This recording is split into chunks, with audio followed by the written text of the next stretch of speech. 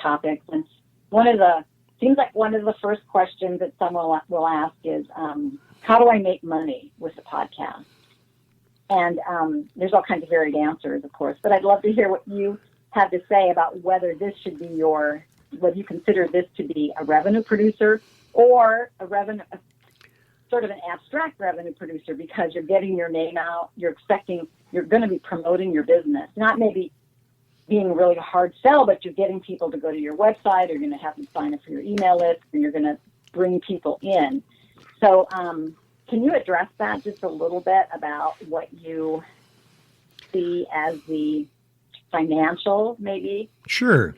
The first aspect that I want to make very clear is if you're jumping into podcasting to make billions of dollars overnight, and you're getting ready to just put your shoes under that desk and quit your job, and you're going to sit in front of that mic because tomorrow you're going to be rich, forget it. It ain't going to happen. I don't want to throw water on your whole dream, but I want you to look at podcasting realistically. Yes, there are several different methods to make a monetary sum for your show, to monetize it. First of all, many of the platforms have a monetize program where they fix you up with sponsors. And you can put these sponsors ads at the front or the middle or the end of your show, and you can run as many as you wish on your show. Okay? Wonderful. Let me tell you something right up front. If you do not have over 1,000 listeners that are very interested, first of all, you will not be able to afford Starbucks coffee the next morning. The payment plan for these advertisers, and we have a whole host of them on some of our shows, pay as much as 2 cents per 10 listeners. So you can get a check in 3 months for $10. Not good. The other way that you can work is selling or sponsorship of your show. It's a tough way to do it. You have to sell the show. You have to go out, and it's a full-time deal as far as getting more and more clientele to sponsor. And it's a real art to do that. I admire the people in the radio industry that can go out and sell Pepsi-Cola or all these different organizations advertisement, because then that sets them up forever monetarily. The other direction that you look at when you get into podcasting is, what is my company and what am I going to achieve financially through this? Really, if you're a business and you're getting into podcasting, I want you to look at customers. That's where the object and money is going to be for you. Developing that relationship to get them to buy the product from you, making you the authoritative man of the hour that has the product, the service that I trust, that I'm going to go to, and I'm always going to buy that particular product from. That's the key wealth in podcasting. I know you hear on the news big deals that have gone down. Let me tell you a quick story about one that just went down recently. Everybody knows Joe Rogan. He started out as a stand-up comedian. He's worked his way through television. He's worked his way into sports commentation. He's done all this. He built a podcast show a few years back, and because everybody knew him and liked what he presented to the public, the younger generation, that rough, tough, I'm a He-Man type situation, he built a podcast audience. It started relatively large, of maybe 5,000 or 6,000 downloads a day. The reason it started that way is because everybody, Joe Rogan, I saw him on television, I want to listen to him. Okay. Now he's built that up just recently. Spotify, because he has done over 1,500 shows with big name celebrities. They clamored to come to his show. Why, I haven't figured it out yet. Okay. Spotify bought his catalog. His catalog is all the shows that he's done for the small price of $10 million. Now, that's a lot of money. And that took him a few years, and his technology of how he branded himself, how he has branded his podcast, and now he does streaming, which is a podcast where cameras are watching you do the pod and then it goes live, has made him a very, very successful, shock, as far as I'm concerned, podcaster that follows in the footsteps of Howard Stern's. I know everybody knows Howard Stern's. This is the type of revenue. Why does it happen? Well, it's simple.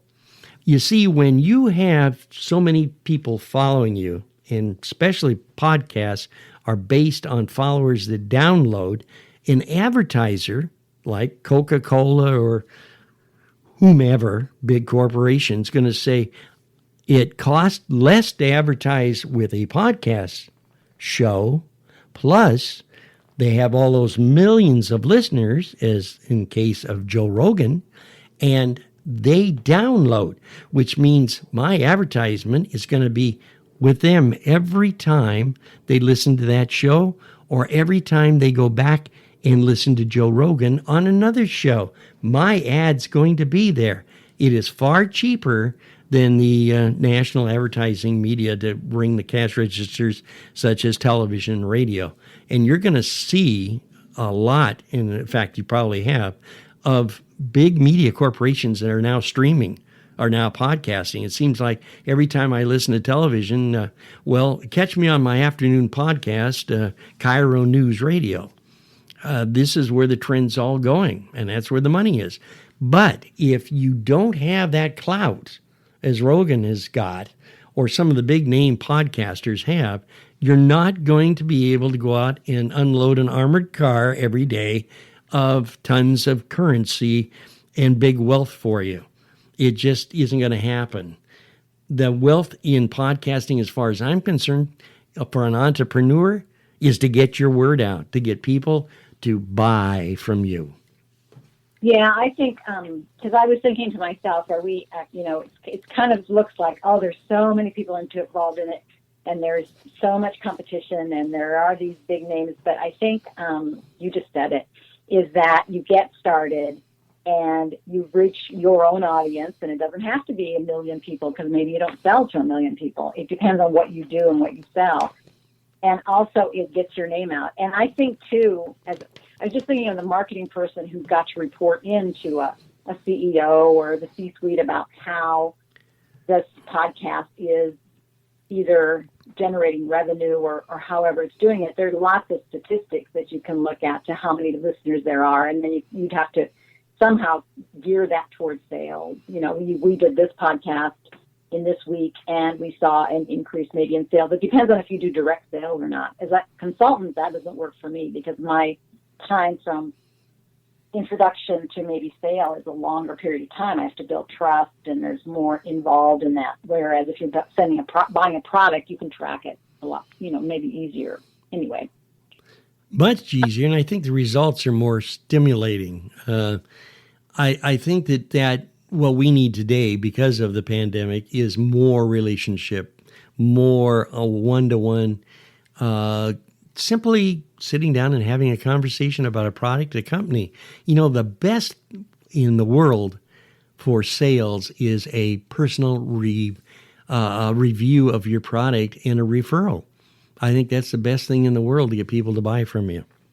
Yeah, your family and friends are the people that you believe in and trust, then talk about your product and service, and then therefore it becomes more valid, more than just even getting online and reading tons of reviews.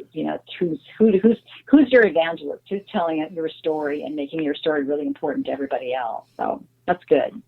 That's the key. I could talk to you all afternoon, but I think we're kind of, in fact, would you be on my show again sometime? I would be honored to do it, sure. Now, I'm going to end with this question. What are your favorite podcasts and why? Because you must follow some, so. Yeah, I do. TED Talk is one of my favorites. And I'm also very, very crime-orientated, I guess you'd say. Nightline, True Crime, some of those shows I really enjoy. And the reason I enjoy them for two reasons. Number one, it's not the fact that, like on True Crime, somebody is being shot or thrown over a cliff. It's the factor of how the show is presented. It's entertaining. It opens up a conversation about life and what's going on, and I just like that. I like listening to the announcers. I like how they research. I didn't know, for instance, on True Crime or 48 Hours or some of those other podcasts, that some of those shows take as much as research of a year to put together. That's a lot of work, a lot of people involved. And to me, it's just entertaining. It's good listening. I listened to a couple of other ones like the B&G sponsored events. They're coming back online again very soon. And some of the real cool shows that I like are podcasts that show me the younger generation and what's going on. I really get into that because, the kids have got a lot to say and the world looks different through their eyes than what we see. So it's always kind of exciting to listen to those types of podcasts. But I have to admit, when it comes to, if I want a documentary on crime, I'm going to go to Dateline or 48 Hours, or a show of that type. If I'm interested in what's going on in the world, like in marketing or different ideas that are explored, TED Talk is my favorite for that also. So I hope that answered your question. No, that was perfect. Thank you. And we're going to be putting this podcast up on onpointthinking.com, which is my website. So you can go there, and it's also on other platforms. So I really appreciate your time. Thank you, and I will definitely have you back because I have way more questions. If anybody in the listening audience wants to ask questions, you can go to onpointthinking.com, and there's a contact page, and I read all the contacts that I get. I answer questions, so I look at that. I look at it every day. So if you have something that generated the thought, or you have a question, or you want to share something with Bill, just send me a quick email, just put it in the contact page, and I'll respond to you. So thank you for listening, and thanks, Bill, for taking the time to do this. Thanks so much. Thank you for listening, and I invite you to join me next week as we talk more about specific actions you can take to reach your own business goals. You can find my library of other inspiring podcasts like this one at onpointthinking.com. Again, thank you for listening. This is Jacqueline Holstead at On Point Conversations.